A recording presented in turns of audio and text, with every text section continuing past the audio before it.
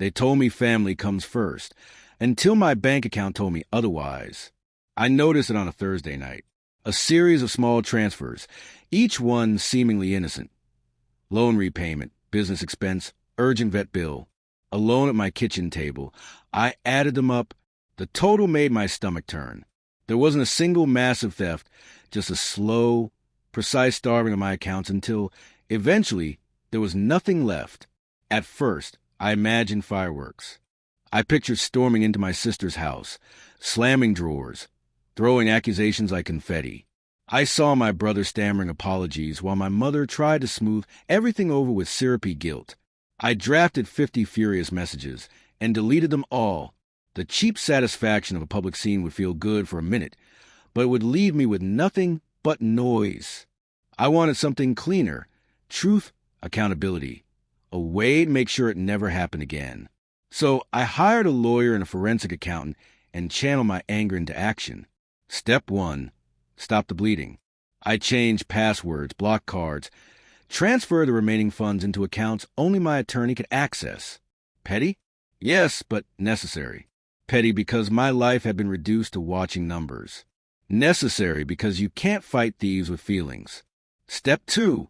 Document everything. Receipts, signed forms, emails my sister had used to nudge me into helping. The pattern was methodical and brazen. Small requests disguised as emergencies. Signatures taken for safekeeping. Charming lies disguised as family duty. The more I compiled, the uglier the picture became. My sister's loan was a lifestyle. My brother's business venture was a shell company funding dinners and a vacation condo. My mother, always a peacemaker, had been the funnel, convincing me to co-sign, just for the weekend. I felt sick, not because they took money, but because they had taught me to trust them as easily as breathing. I could have gone to police, but I knew how that would look. Proclamations of family dispute, a judge urging reconciliation. I wanted leverage, not platitudes. I called their banks, not to threaten, but to ask questions. I notified the trustees of the family business and requested copies of 5 years of ledgers. I asked gently at first, neutral, careful not to reveal I already knew. People stumble when they think you don't know. Then I applied pressure where it hurt. No social media posts, no friends turn jury, just the tools the selfish wield best. Rules, forms, contracts. Accounts were frozen. Auditors examined transfers. Banks slapped fraud holds on suspicious withdrawals. Contractors who had been paid in cash suddenly had to produce invoices.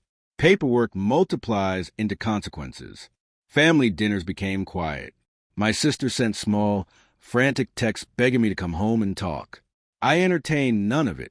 I sent a list, full accounting, repayment plans, signed admissions of the loans taken in my name. I gave a deadline. When it passed, I filed claims. There's a strange dignity in letting bureaucracy do the emotional work you refuse to. Court filings read like a clean surgery. Dates, amounts, signatures. I wasn't seeking vengeance. I wanted restoration and precedent. When the judge put temporary liens on property, it wasn't revenge. It was a seat belt. If you build your life on someone else's credit, the courts will eventually unravel the narrative you preferred.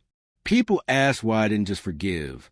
Forgiveness without consequence is invitation. Teach someone taking is free, and they will keep taking. I wanted them to stop, to face cause and effect. Repayment plans were realistic, not punitive.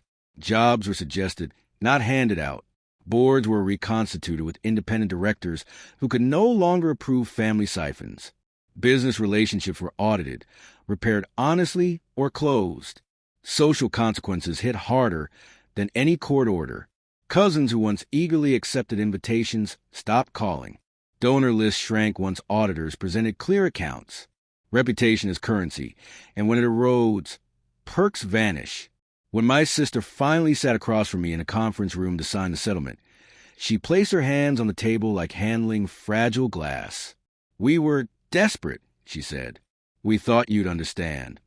I did understand. Fear and how it makes people rationalize terrible choices. But I also understood boundaries. "You made a terrible choice," I said, "and you hid it from me." She cried, ragged and raw, real remorse, messy but honest. The lawyer handed her a repayment schedule. The accountant explained garnishments and counseling recommendations. We did the adult thing, accountability with a path forward. My mother called later, voice tempered with humility. She asked if reconciliation was possible. I told her yes, but it would look different now. Honest accounting, oversight, time. Trust must be rebuilt like a house after a storm. You don't clap and move on.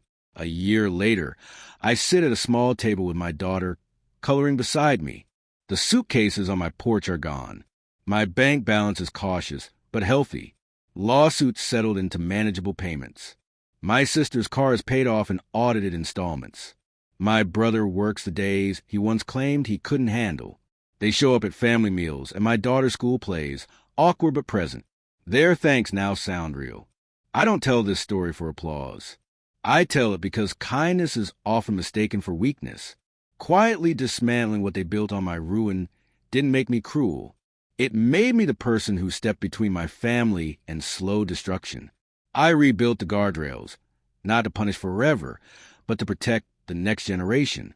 If asked whether I'd rather issue a loud sermon or soft subpoenas, I'd choose the latter every time.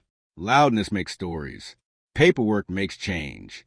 And in the quiet corrected numbers and repaid debts, I finally found something I'd been missing. Respect, not for the money itself, but for the boundary that safeguarded what mattered most.